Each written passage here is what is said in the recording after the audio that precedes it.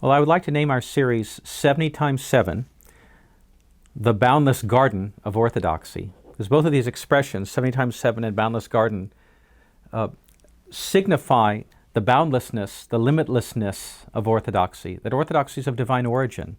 We can never learn everything about it. We can never cease exploring it. We hope that in time and in eternity, we'll be growing closer and closer to God and learning more and more about who God is. Well, my first topic is spiritual life. And one might say, well, why spiritual life first? Why not the dogmas? Why not the history of the church?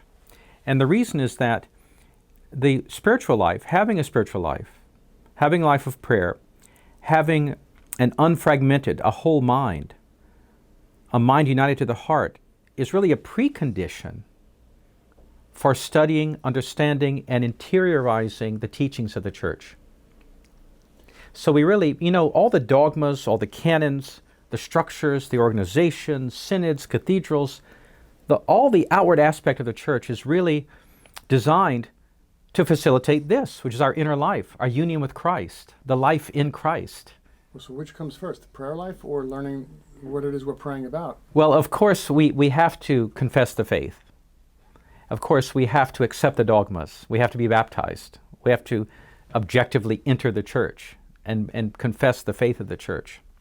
But once we're in our Orthodox life, once you are an Orthodox faithful believer, it's very important to keep focusing on your spiritual life, focusing on the life of prayer, cleansing of the passions, healing the mind, bringing the mind in union with the heart so that you're not deluded or led astray by false teachings or false feelings or false experiences.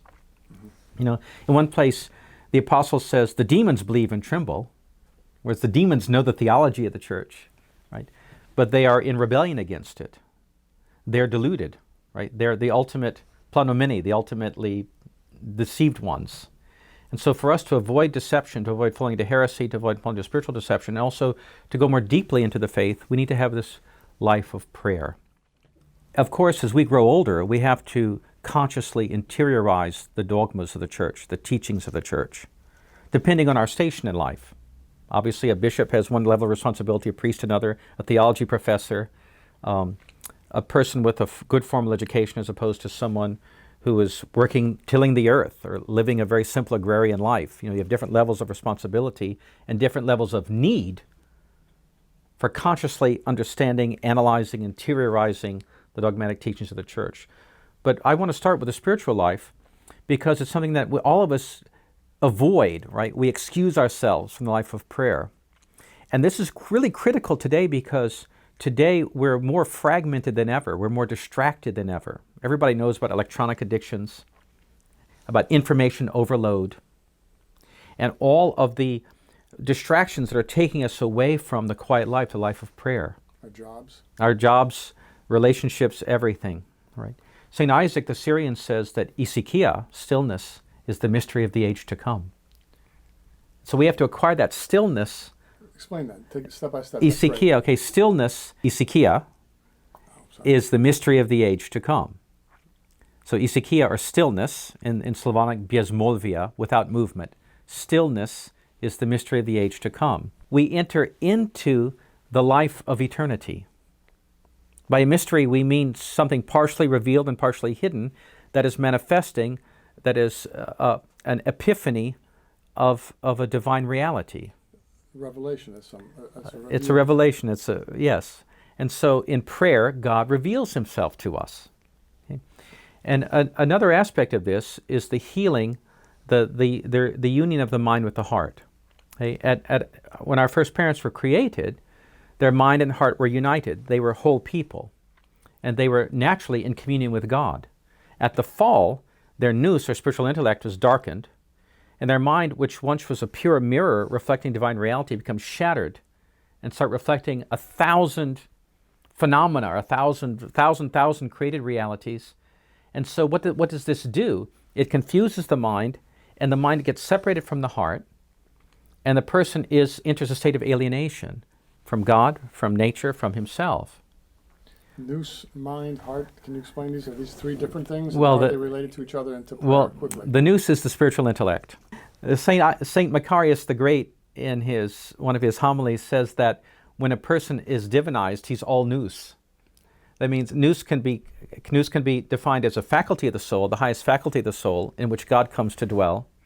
Nous can also be defined as the state of a deified soul, in which the entire soul becomes spiritual intellect, knowing, loving, being in communion with God, in which God has come to dwell. So it's a sense of the soul. It's a faculty. the nous is the highest faculty of the soul. It's the naos, the sanctuary where God comes to dwell, which was closed at the fall, but is reactivated, re-energized by baptism. And then is developed through the life of prayer and asceticism. So a saint is someone who has their nous working. A saint's nous is working in a healthy fashion. In a healthy fashion. Yes.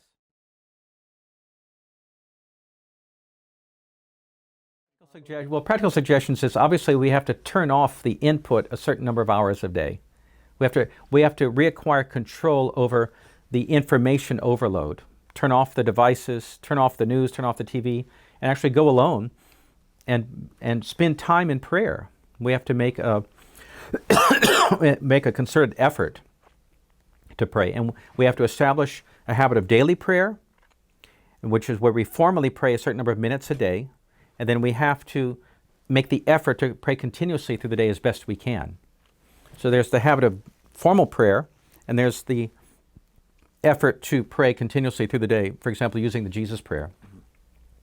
And if we do those two things, those three things, shutting off the input, the habit of formal prayer, struggling for ongoing prayer, then we're on the road to reestablishing the spiritual life. Shutting off the input is sometimes like breaking off an addiction to heroin. It can be. They can be. We have to pray for God's help to do that. Can we say that people can be addicted to the distractions, well, the pleasures of life? Well, the pleasures of life and the actual, if we're talking about electronic technology, we know that certain aspects of electronic technology actually activate physiological pleasure centers in the brain. So it becomes actually physically addictive. So this is another problem.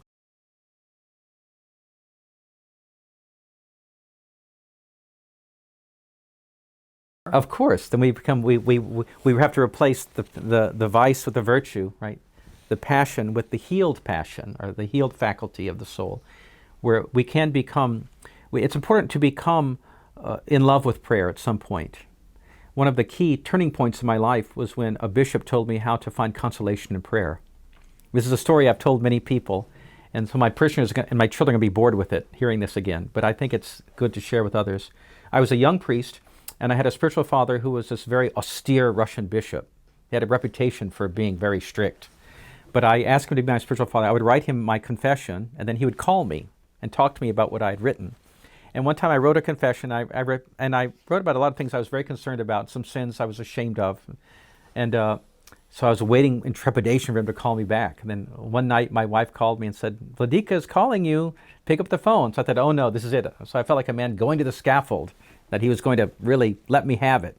I picked up the phone and he said, "Father Stephen?" I said, "Yes, Vladika, bless." And he said, "I've read your letter very carefully." I thought, oh no, he's read my letter carefully. I'm in for it. He said, "I want to teach you how to find consolation in prayer." Do you remember the lesson? Yes, very well. He said, "How much do you pray every?" I said, "Well, I try to pray every night for half an hour." He said, "Too much." I said, "Too much?" I thought, what kind of bishop is this? Too much? Half an hour? He said, he said, "You often skip your prayers, don't you?" I said, "Well, I do shorten them, skip them." He said, "I thought so." He said, "I want you to start with 10 minutes and put on a timer for 10 minutes and open your prayer book and say the prayers slowly and struggling for attention with every word. And do it every night and never skip it, but struggle for attention. And slowly," he said, "you will find consolation in prayer, and then slowly you will add to your prayer rule." Very good. And he was absolutely right. Well, I would like just to encourage everyone to start their habit of daily prayer, just what I just said. And then take their prayer rope, put it in their pockets, take it to work, and as often as you can, stick your hand in your pocket and say your Jesus prayer. In a later program, you'll teach a simple lesson on how We're, to do the Jesus we're prayer. going to go more into it. Obviously, this is just an introduction, yes. Thank you.